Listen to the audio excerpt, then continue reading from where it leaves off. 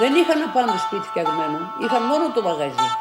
Και το χειμώνα κλείνανε 2 ώρα, 3, κρύα, χιόνια πολλά και μένανε στο υπόγειο, κάτω.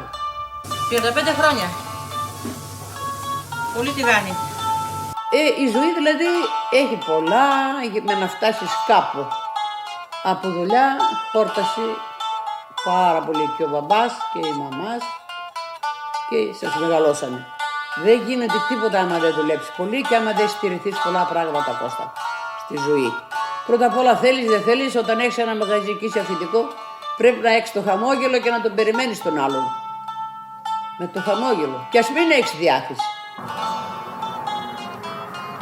Είναι από 35 χρόνια,